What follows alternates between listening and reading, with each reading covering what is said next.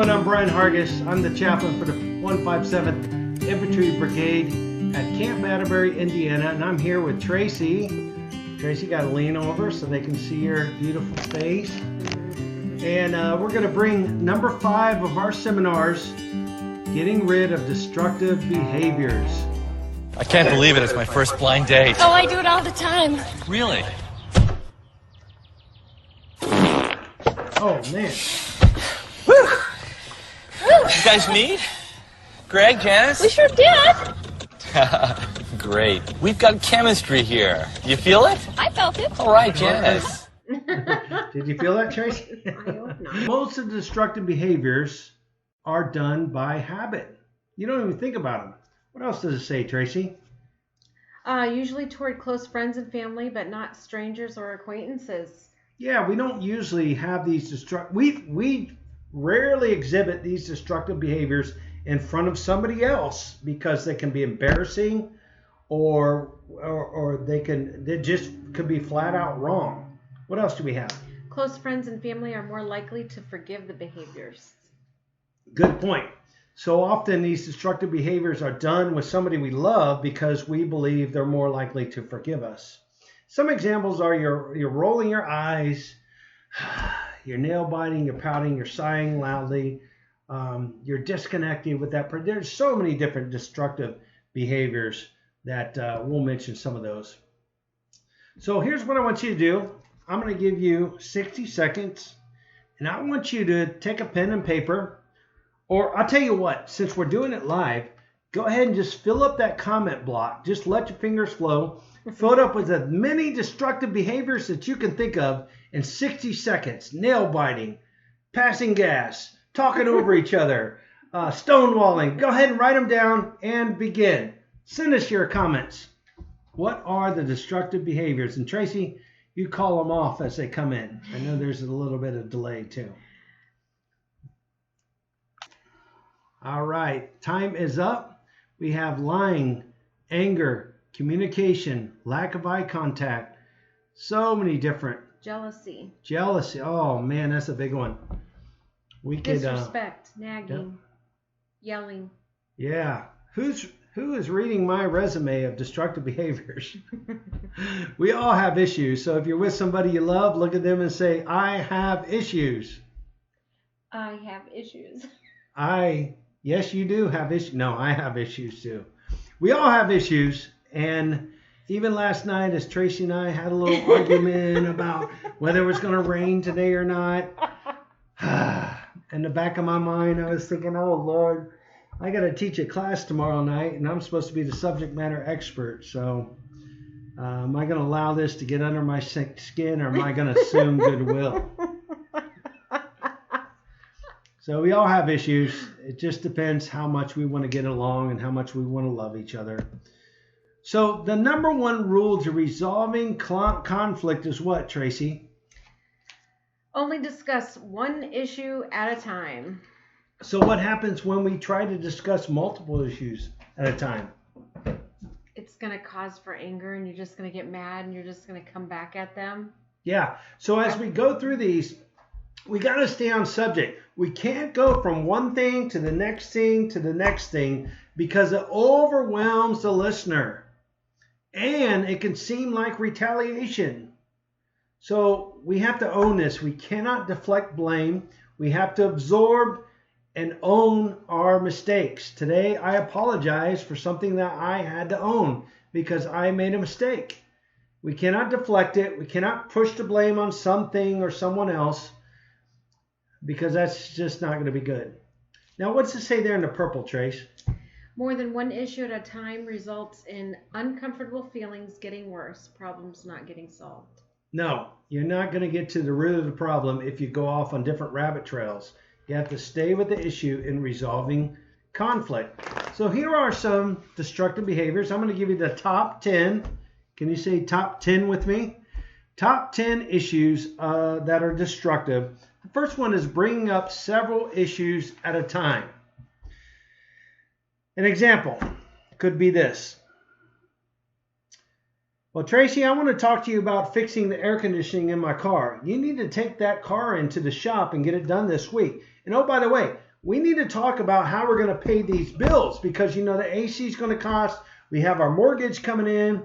And then not only that, but this weekend, we got to discuss about this potluck at the church. Jeez. What are you making? I'm Anyways, down. there's a lot of things. I am overwhelmed. We got to talk about the AC. We got to talk about the bills. We got the potluck coming up. And oh, by the way, your mom's coming to watch the kids. So, all right.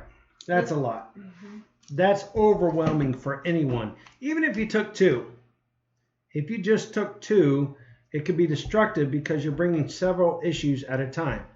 Let's say that Tracy had an issue with me about my spending methods. Today I went to Rural King and I spent $100 on ammunition. You did? Well, yeah, I spent some on ammunition. I had to refill what I used last week. So I spent some money on ammunition. She's going to see that. Hey, we got to talk about you spending money on your ammunition. And oh, by the way, last week you spent this money on your Jeep. And then you did. So we got to keep it to one issue at a time so we can resolve it. The number one rule of solving problems is only discuss one issue at a time. Otherwise, you overwhelm the listener and the problem won't get solved because there's too much to talk about at one time. So be careful with that. Number 2. What's it say, Drake? Switching a subject with a counter accusation. An example would be, I can't believe you want to talk to me about spending money on ammo? Well, what about that Louis Vuitton purse you bought last week? And not only that, but you spent money. You went and got your nails done. You didn't even tell me. You snuck out and got your nails done. That was at least $40 with a $20 tip. Okay, well, we can get the PayPal bill out and we can see how many charges you made on PayPal this week. Well, I only made those charges because of what you did. If you hadn't have spent your money on it, why can't I have what I want? You spend your money on your nails. I don't need my nails done. Yeah, but you get other things, dirt biking crap and ammunition and... Well, those are things that we need. We don't need our nails done. We don't need ammunition. There might be a zombie apocalypse. Look what's going on right now in these different cities with all these protests and these things that are happening. The point is that we often can switch the subject with a counter accusation. I did this because you did that. An example was just like we had it. I can't believe you're talking to me about spending money on ammunition. What about the money you spent on that purse? I totally deflected what's coming at me in order to take the heat off of me. Remember, one issue at a time, and don't deflect to a different subject just to keep the heat off of you. Address the issue, don't change the subject, and don't accuse them for accusing you of doing something. Does that make sense? Number 3. What do we have, Trace? Making excuses. I did this because you did. Yep. We saw some of that in switching the subject with a counter accusation. Right. Well, I spent the money on my nails and hair just like you spent the money on the stupid Xbox video game. It's making excuses for why we do the things you do. Why were you late? How come you weren't on time to pick me up today? An excuse would be, well, you know what? I'll be on time when I feel like being on time. Whatever the case may be, we cannot make excuses for what we do. Remember to be accountable for your actions and take care not to blame the other person, especially your spouse, for why we make the choices that we make. We, individually, are responsible for our own actions, not them. That's number 3. Moving over to number 4. Number 4 is what, Tracy? Number 4 is mind reading, analyzing your spouse. Yeah, this is really dangerous. Here's an example. Just because I asked you how much money is in our account doesn't mean I'm trying to control you. That's not what I was thinking at all. Well, this kind of behavior of assuming you know what the other person is thinking is extremely offensive. When you try to mind read or analyze or you try to finish their sentences, it can be very, very destructive because no one likes to be told what they're thinking. Well, I know what you're thinking. Nobody likes to be told that, do they? Mm-mm. Not at all. Because the only person that truly knows what they're thinking is who? Me. It's the person thinking it. Well, I know what you're thinking. No, you don't. Well, you know what? I may assume what she's thinking and be right 80% of the time, but that 20% is going to hit and I'm going to be wrong. And to continue to do that is very destructive in a relationship.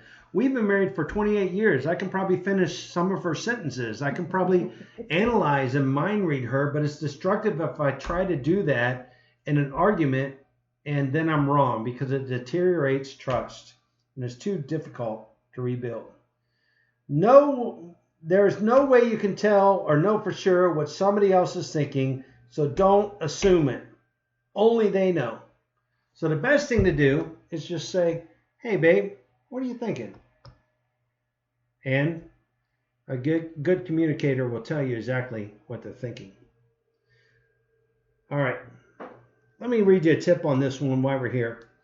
A spouse can completely ruin a marriage by attempting to mind read, because the next step is usually making a false assumption. So please, don't mind read. It's very destructive. Number 5, Tracy. Suggesting the other is being unreasonable. An example would be, I cannot believe you would spend $80 on getting your hair cut. You know what my haircuts cost me? Nothing. Right. I got a $20 pair of clippers. You know how much money I have saved cutting my hair the last year? Why in the world would you pay $80? And then more than that if you get it colored. I can't believe you spend that much money on it. See how unreasonable I can be, because what's important to her may not be important to me. Now she can come back and accuse me of something. Brian, I can't believe you're being unreasonable. Go ahead, give it up. You spent $100 today on ammunition. We needed ammunition. I didn't spend $100. I think I spent $60 on ammo and $40 on some other things for the trailer. But yeah, it all adds up. So to suggest that they're being unreasonable is very destructive. And then don't assume you're the authority on what makes sense, because what makes sense to her may not make sense to me. And what makes sense to me may not make sense to her. We can still respect the differences. How about a video on being unreasonable? Here we go. Let's watch this and join me. Well, this is a big talker online right now. A husband giving his wife an Excel spreadsheet tracking how often and the reasons why she turned him down for sex. The wife posting this list to Reddit for the whole world to see.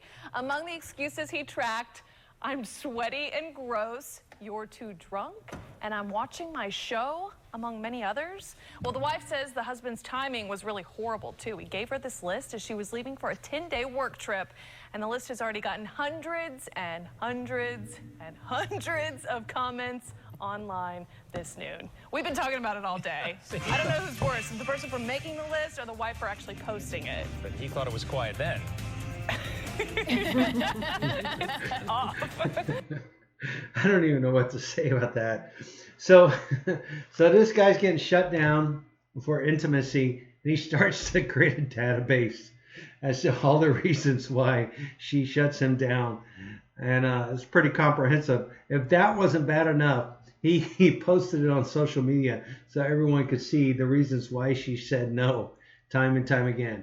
So I feel bad for the guy, but then I feel bad for the relationship when it's posted. You know that it's not going very well. They were both being pretty unreasonable, wouldn't you say, Trace? Yes. Number 6, read it to us, babe. Exaggerating or keeping count. Yeah. I can't believe that you would spend $120 on a pair of jeans. Nobody I know would spend that much money. And besides that, I counted your shoes in your closet. You had 60 pair of shoes. And I don't care that you say that, flip-flops don't count. To me, they count, because that's a lot of different shoes that you have. Anyway, so you can see we're switching the subject. There's counter accusations, and we're counting, exaggerating, keeping score. That just gets old. Remember, focus on the exact situation rather than remembering all the other times in the past. Some people are good at keeping count. I don't necessarily remember dates or numbers, but you're pretty good at that. Sometimes. Just depends on what it is. Yes, if it's negative, you could be like, well, you were late 5 times last month. You didn't even call me, tell me you were coming home late. So some people are really good at keeping count.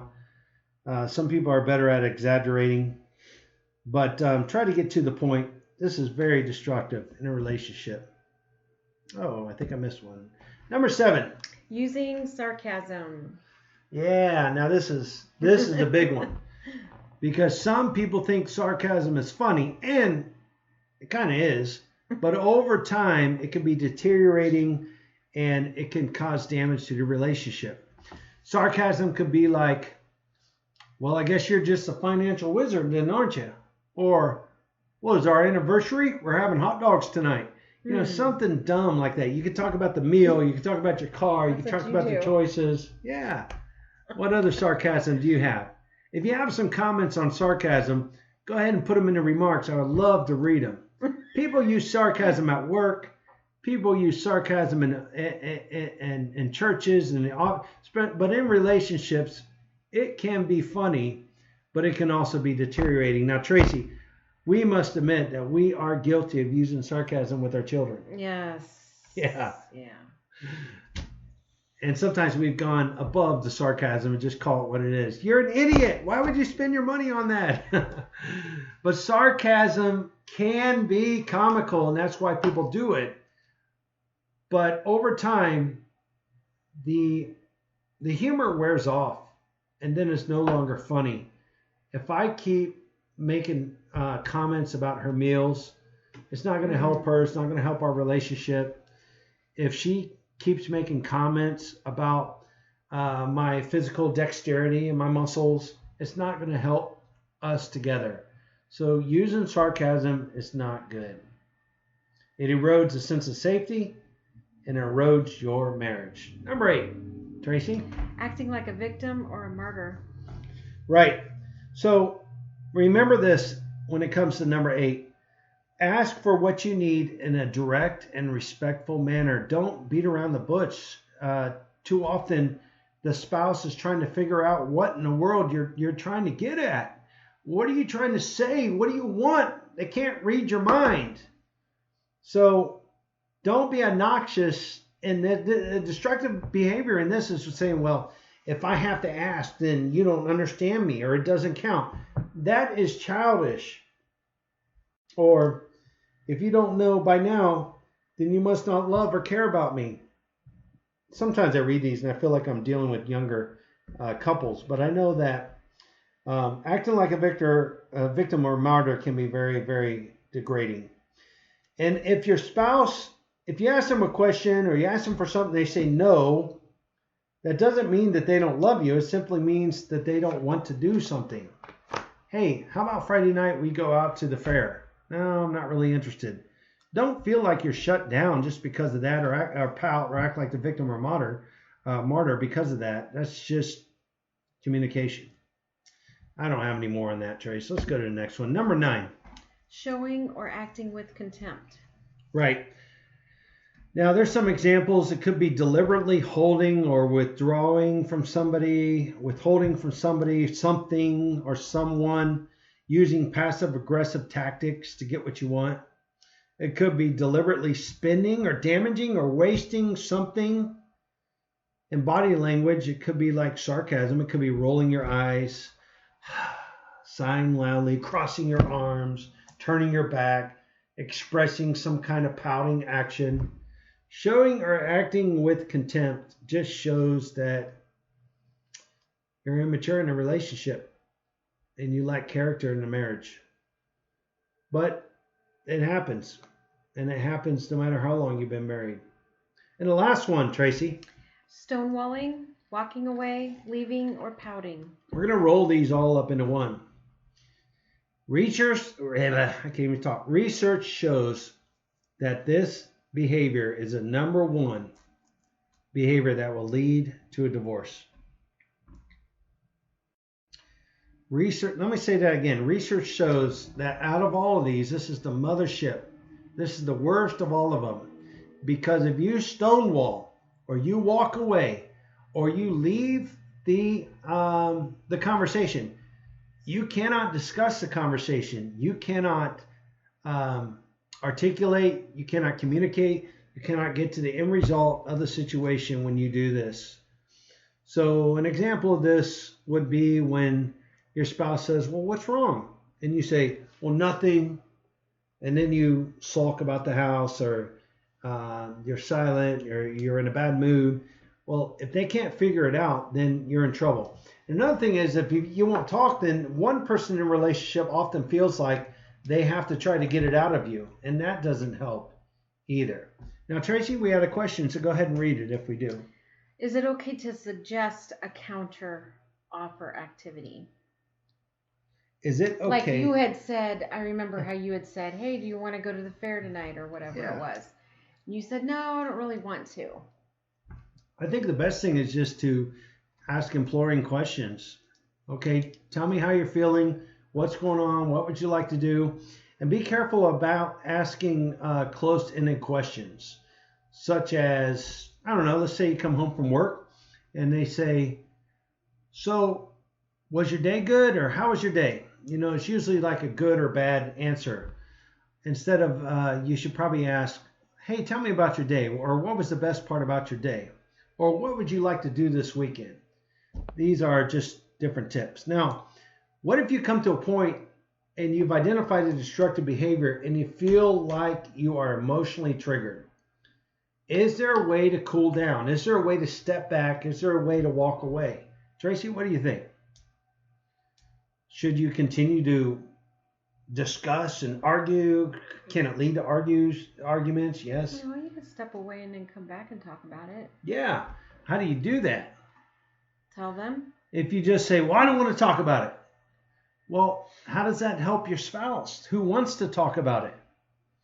So when somebody's too emotionally triggered, they may need to take the time out before engaging in a resolve. They may feel triggered. They may feel like, man, you know what? I feel like I want to fight right now. I want to withdraw, or I want to stonewall.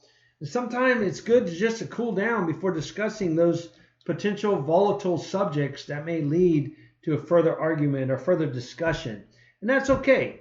But what you got to do is say, baby, I feel like, man, you know what? I feel angry right now. You can use the emotional wheel. We can send it to you. Tracy has it. If you put your email address in there, she'll send it to you. You can map out how you're feeling. I feel really angered right now because I feel like I'm disrespected. And I don't want to talk about this right now, but hey, can we discuss it tonight over supper? The point is to come back to the subject within 24 hours rather than not talk about it at all. Because if you don't talk about it, you can't work it out. And if you can't work it out, then it creates resentment, bitterness, and anger. So you have to talk through these things. Let's watch this video, and I want you to point out all the destructive behaviors that you see. How's it going? Good. Oh, wow, you got a lot happening. I know. Very exciting. I am starving. Oh, careful. That's very hot. Yep. Hey, you should get ready, okay? Refresh it. Well, you look great. Thank you. Got a lot of nice stuff. Got a pizza. Stuff. So you just decide what to, whatever you want.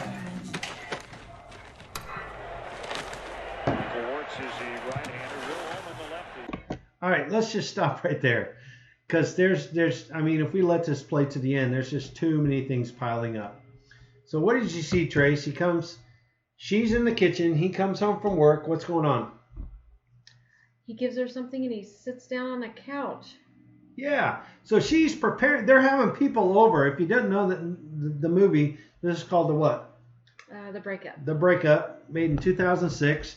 She's preparing. There's company coming over. Looks like she's making pizza or something. He brings her something she probably asked for. And then in total disregard, without asking, hey, what can I do to help you? What do we need to do before people come over? He goes to the couch. Now she's pulling out what looks like lemons. Let's see what happens here. Gary? Yeah. Oh, Here. come on. Really? You got 3 lemons. What my baby wants, my baby gets. You know that.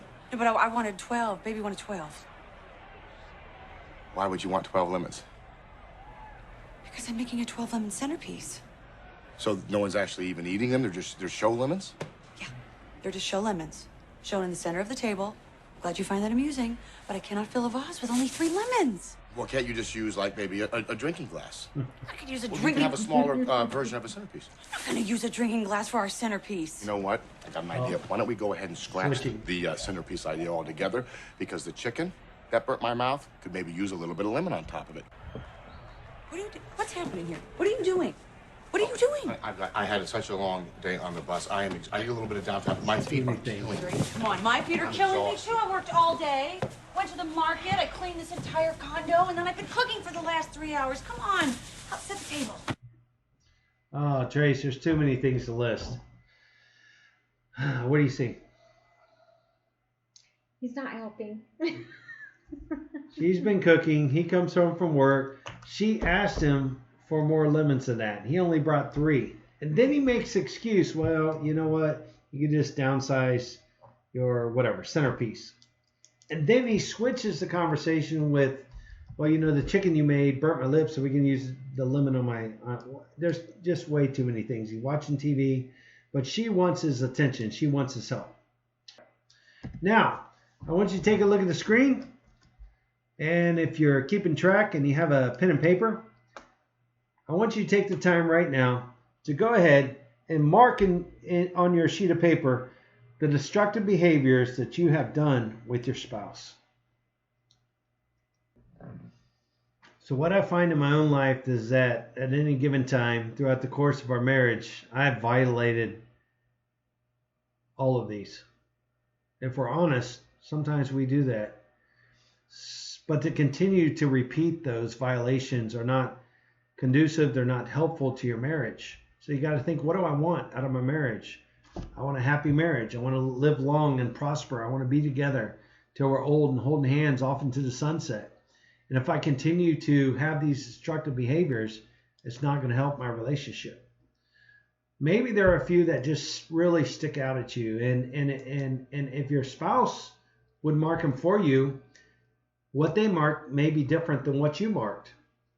You may say, well, you know, I don't really do number 7. And you look at theirs and they say, oh yeah, you use sarcasm a lot. So how we view what we do could be different based upon the lens that we view it through. We'll talk amongst each other and kind of get a center point on, you know, what truth and what reality is. We're going to move into cleaning our slate. That means apologizing for the things that we've done wrong. And this is where it can be hard because apologies, they don't mean anything unless you're willing to change, unless you truly want to change. And sometimes it takes your spouse to tell you what you have done. You take those 10 destructive behaviors. As we go back, it might be her saying, Brian, you know, you do often act with contempt. You're number 9, and I may not feel that, but by her telling me that, I begin to own that. By me telling her, Tracy, you know, I tried to talk to you, but you stonewall me. You don't want to talk about it, and that's hurtful because I want to get to the bottom of it. And she may say, well, I didn't realize that, or I didn't think I did that. But by communicating to each other, then we can own what we do. Whether or not we think we do it, it matters not. What matters is the person that we do that to, that we have destructive behaviors against. That's who it matters to. And if they say that it happens, then we have to own that it happens. So cleaning your dirty slate, before you start, you may be surprised to learn that most people, hey, even chaplains, even preachers, even ordained ministers, they end up marking a lot of these behaviors listed in the exercise. And often people are really surprised to see those behaviors that they have exhibited with the people that they care for most. So try not to be embarrassed if you discover that your partner thinks that you've done a lot of these destructive behaviors.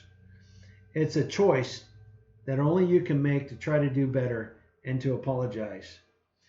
And there's a verse I put down here at the bottom, in small print, Philippians 4:13, Tracy, and it says what?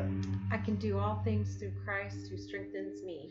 The fact is that we can change. We're able to change. We have the ability to change. We have the ability, and we have, we have everything poured into us to be able to change through Christ. if you're in Christ, we have that ability. And it comes down to whether or not we want to change, whether or not we want to. They say you can't teach an old dog new tricks, but you truly can. It just takes more time, effort, and energy. You have to train yourself daily to be the best person possible so that each day you can be closer to God and more in love with your spouse. And you're going to benefit, and your marriage will flourish, but it's not going to be easy. It's not going to be a bed of roses. And even if you've been married 28, 30 years, there's always going to be something that you can work on. Always going to be something that you can get better in. Always going to be something that you're going to have to apologize in, like I did today and probably will tomorrow. So are you willing to wipe the slate clean when you look at these 10 destructive behaviors? I know I would, especially she said, man, you do this. You do number one, and it irritates me. I wish you wouldn't do that. I was like, oh, baby, I'm sorry. I didn't realize I bring up several issues at a time. Will you help me? Help me help you. So here's your practical exercise. I'm going to give you some time at the end of this video where you can apologize. And this is going to be where you continue this session, this marriage seminar, number 5, even after we press stop and we stop going live, and you can continue your communication. Decide who's going to go first. Face your spouse, have physical contact, hold their hand, look them in the eye, as Lisa stated, and talk about each behavior that's on your list. Talk about those specific times that you remember and express your sincere apology. And then at the conclusion of all that, ask them, will you forgive me? Will you help me? And I bet you they will, because everyone in a marriage, we want to succeed. Why wouldn't we want to forgive? Why wouldn't we want to help? Why wouldn't we want to encourage to succeed? And then when all that's done, thank them for being willing to tell you about these issues and to help you in your quest for success. I'm going to play some music, and if you'd like to go through some of these, I would encourage you to at this time. This is a great time to make your apologies.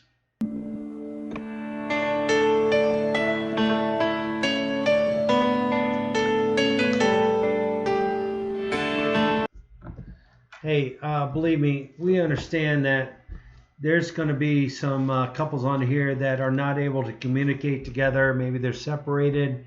Maybe you're individually tuning in, and there's just some things to work on. Listen, I firmly believe that not everything's going to get worked out overnight. But I also want to tell you that I want to encourage you to keep continuing to work on it. You know, we have imperfections. We're damaged by sin. We're damaged by our sin nature, by the fall of mankind. And those imperfections, they get into our marriage. And the enemy really has a field day. And he would like nothing more than to make you and your marriage a mess, a divorce statistic, a castaway, a total waste. But I want to encourage you to continue to work through this.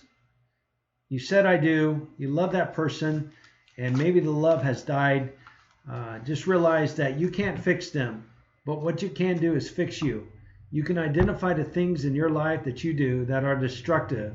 You say, God, with your help, I want to work on me. Lord, you help me to change. Help me to be the best husband, the best father I can be. And Lord, at the same time, you help them.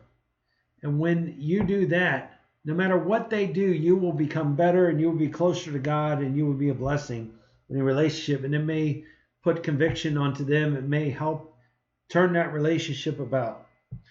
So listen, by the end of this, hopefully you learned some things about your destructive habits and how we can avoid them. Those are the 10 most destructive that we can give you. And I hope that you learned something through it. Tracy, anything to add before we sign off? No, I don't think so. All right, last chance.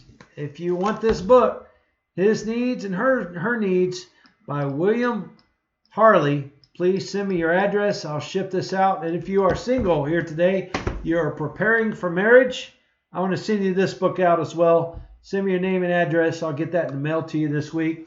All right, everyone. I'll see you in 2 weeks for Marriage Seminar number 6. You take care, and God bless. I'll see you later. Bye.